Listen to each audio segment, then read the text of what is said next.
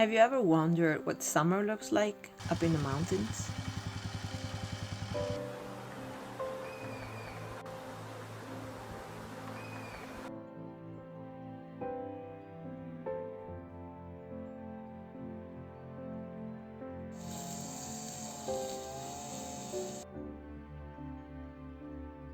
Welcome to our tiny corner of paradise, but don't be fooled. Even in a place like this, things can go terribly wrong.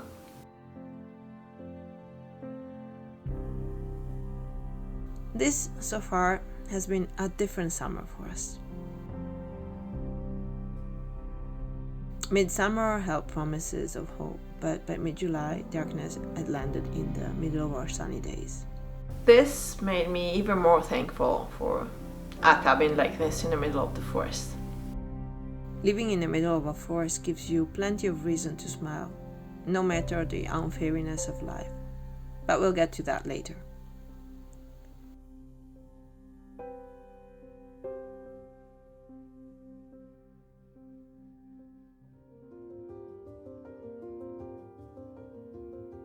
In this fast-paced world, it's essential to take a step back and reconnect with the natural world around us. Let's spend the day together, exploring the beauty of the outdoors, and I'll fill you up on our latest renovation and some life updates. Summer here doesn't last that long, so we better make the most of it in the days ahead. In our off-grid cabin, mornings are a time for reflection and gratitude.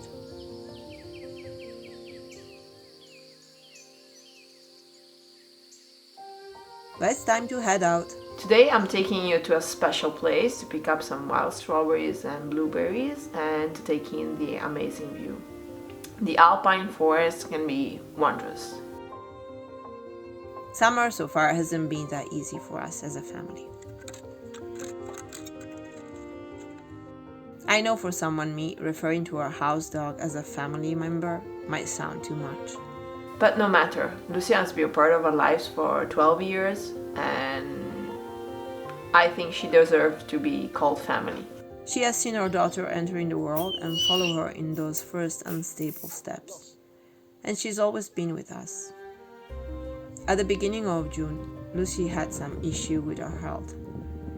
She's always been suffering from a heart condition, but lately suddenly things got really worse. It seemed that changing treatment would do the trick, but in the end it didn't.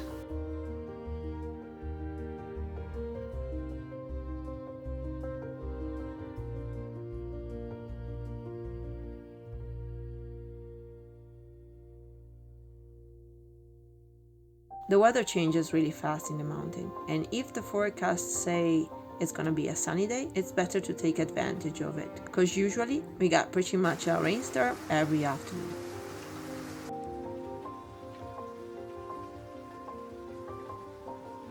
Time to explore.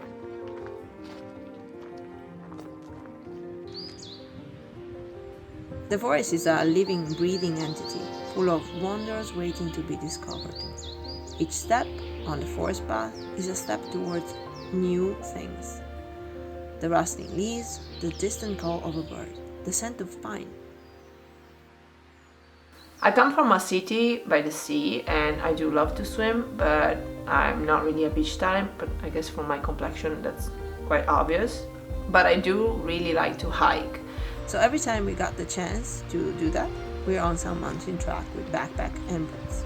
I love to hear about what's your favorite summer activity or what you do in the summer that makes you happy. How do you spend your free time?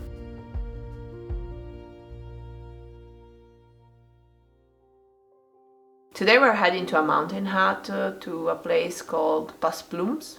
A sweet tiny valley a bit higher than our cabin, nestled around 2,000 meters above sea level. And we are going there to get some wild berries. Every time I'm out here, I take a moment to appreciate the small details. The delicate petals of a wildflower, the intricate pattern of a butterfly wing, the way sunlight dances through the canopy. These moments help me stay grounded and present.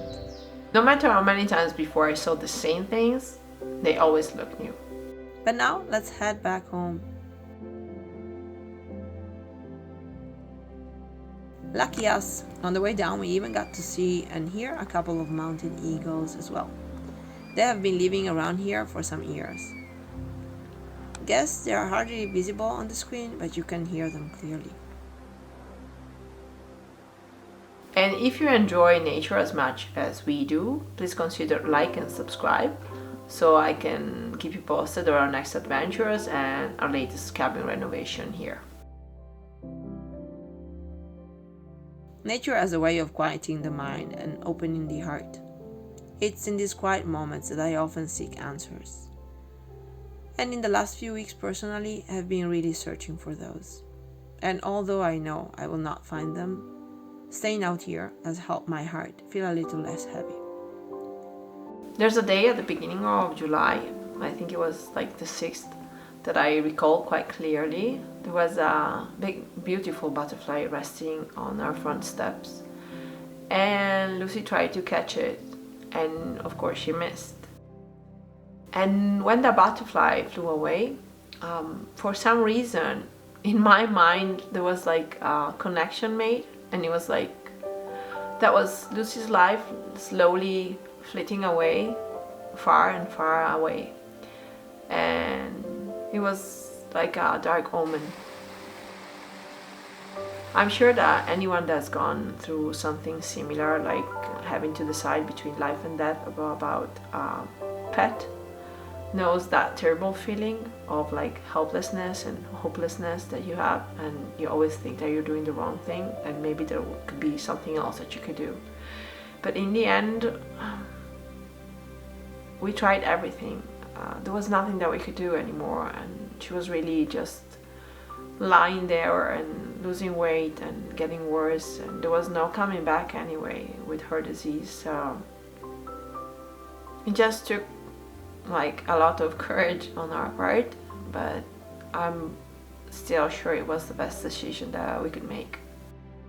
Yui had our favorite veterinary come over, and while she was lying on our living room carpet, surrounded by love, he gently stopped her heart.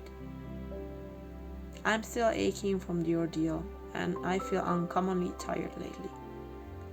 I know it will pass, but I also know I have to accept these feelings, so life goes on. It was not the way I imagined our summer would go, especially thinking back on at midsummer when we were still celebrating with her barking and jumping around.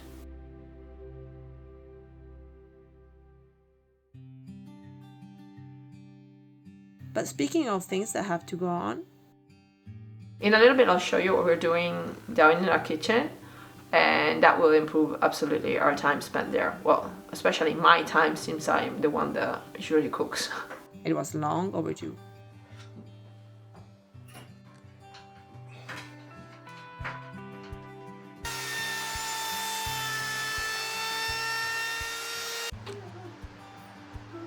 We, as someone suggested on the previous comments, decided to keep the wood in its natural color.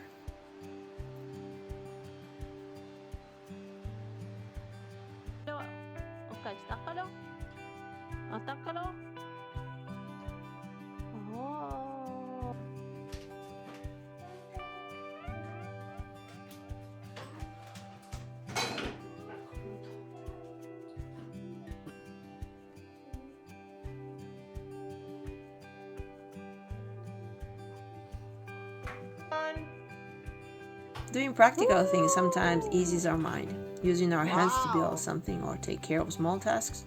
Like feeding the birds or foraging the mushrooms, it's something that reminds us of the connection that we have with life and the cycles of life and death. Each task, no matter how small, is a chance to slow down and savor the present moment. Next time I have a huge surprise for you.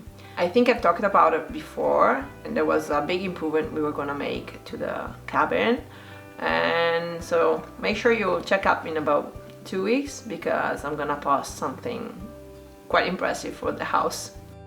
And as soon as possible, I swear I resume my writing for the blog. Lately I really took care of my mental health and our family mental health, so that was sorry to say, not my priority, but I promise I'll do my best to catch up.